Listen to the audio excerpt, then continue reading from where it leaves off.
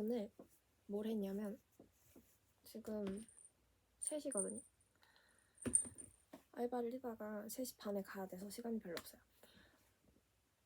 제가 저번에 아팠는데 엄청 아팠잖아요.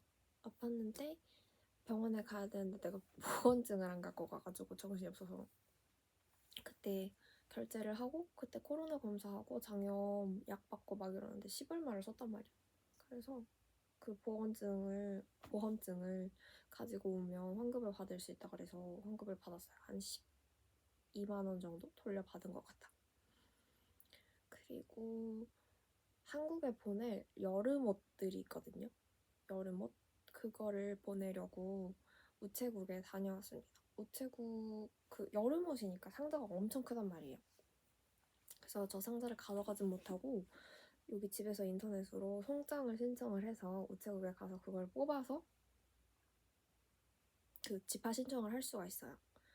그래서 그거를 했습니다. 그거를 하면 그 스마트폰에서 하는 게 나는 더 편하다고 생각을 해서 스마트폰이랑 컴퓨터랑 나눠져 있어서 그게 통합이 안 됐더라고요. 나눠져 있어서 스마트폰에서 신청을 하면 우체국에 직접 가기는 가야 돼. 가서 QR코드를 찍고 이런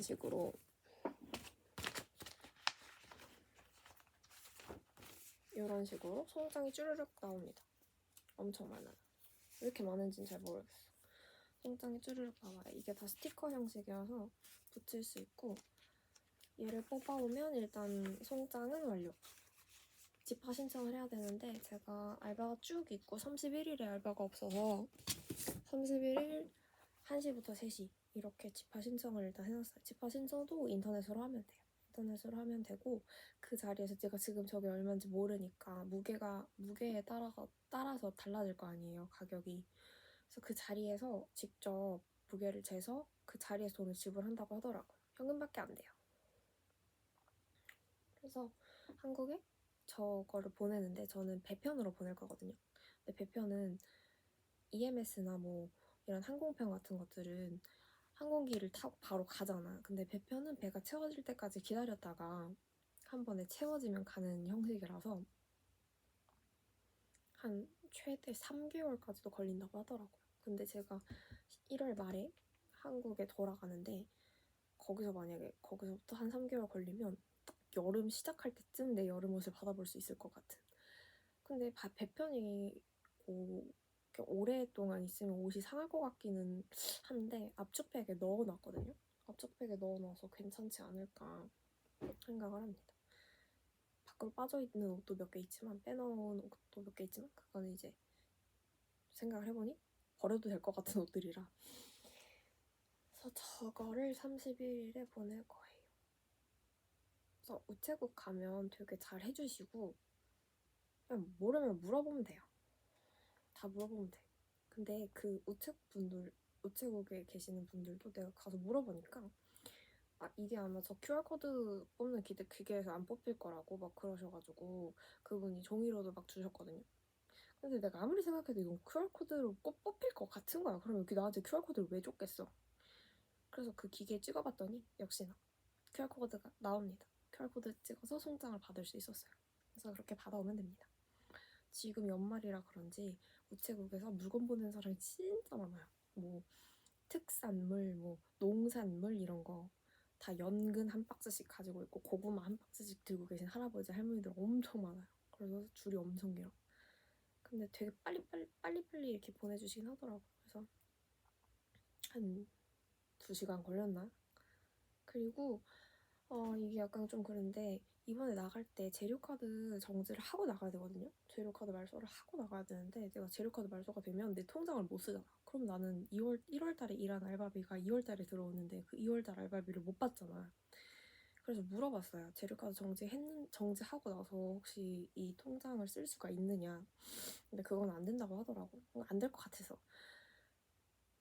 그래서 나는 애초에 재료카드를 정지를 안 하고 나갔다가 다시 어차피 들어올 거니까 한번 들어와서 뭐 남은 걸 정리를 할 거니까 그걸 정리를 해도 되겠다 싶었는데 그래서 학교에 물어보니까 그냥 나갈 때 재료카드를 정지를 하라는 말밖에 안 해.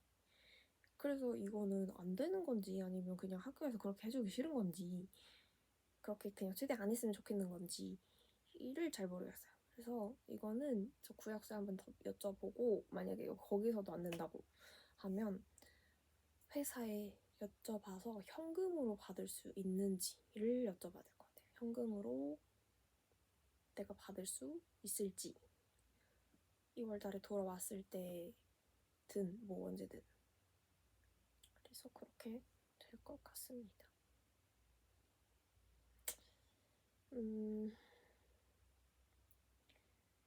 좀 뭔가 애매해요. 알바를 가기 전까지 하니까 돈 받는 것도 그렇고 좀 불편하더라고요. 그래서 만약에 와서 교환학생 와서 알바를 하실 거면 그냥 나처럼 뭔가 이렇게 알아보든지 아니면 돌아가기 한 달 전, 그래도 적어도 한 달 전에는 그만두든지 해서 돈을 챙기고 나가는 게 편할 것 같아요. 그래서 원래 같으면 12월, 그러니까 내 이상적인 거는 12월까지 하고 1월 달에 월급을 받고 이제 그만두는 그런 거였는데 어쩔 수 없이 1월 달까지 하게 됐으니 그 월급을 어떻게 해야 할지 고민을 좀 해봐야 될 것 같습니다. 여쭤봐야 될 것 같아요. 구약소에 가야 될 것 같아요. 어쨌든 지금 목소리가 약간 좀 묘하죠? 목소리가 약간 감기 걸린 목소리인데 느낌이 근데 아프지 않아요. 굉장히 건강해. 장염 때문에 한번 죽어라 고생하고 와가지고 굉장히 지금 굉장히 괜찮은 상태인데 뭐가 문제일까? 이 목소리 코 막힌 소리는 왜 나는 걸까? 신년이 다가오고 있네요. 신년에 저는 24살이 됩니다. 근데 한국도 이제 만 나이로 한다 그래가지고 한국이 만 나이로 바뀌면 나도 23살이잖아. 아직도. 근데 만 나이로 안 바뀌었으면 좋겠기도 하고 좀 한국 그래도 뭐 나쁘고 좋고를 떠나서 한국만의 것이었는데 그래도 그렇게 바뀐다고 하니까 좀 그렇네요. 그래서 신년에는 여기 근처에 아타고 신사라는 신사가 있거든요. 그게 좀 고도가 높은 언덕 위에 있어가지고 거기서 해돋이를 볼 겁니다. 해돋이를 보고 아침에 만둣국을 끓여 먹고 그리고 잘 거예요. 1월 1일은 알바를 다 빼놔서 그렇게 놀 겁니다. 그리고 1월 29일에 부모님이랑 사촌 언니랑 할머니가 와요. 할머니가 와서 29, 30일에는 내가 아마 알바가 있을 것 같고 31일에는 뺐고 2월 2일에 완전 최종적으로 들어가게 되는데 우리 엄마가 해외여행이 처음이란 말이죠. 완전히. 그래서 어디를 데려가야 될지 지금 고민을 하고 있어요. 내가 친구가 왔을 때도 다자유를 한번 갔고 옛날에 처음 왔을 때 다자유 가보고 싶어서 혼자 다자유 한번 갔고 그래서 30일에 내가 없는 날 한번 하루를 혼자 돌아다녀야 되거든요. 그분들끼리 우리 가족끼리 나 없이 근데 일본어가 안 되다 보니까 좀 걱정이긴 한데 다자이후를 갔다 오라고 하는 게 어떨까 한번 생각을 하고 있습니다. 그래서 만약에 괜찮은 여행지가 있으면 도대체 어디일까?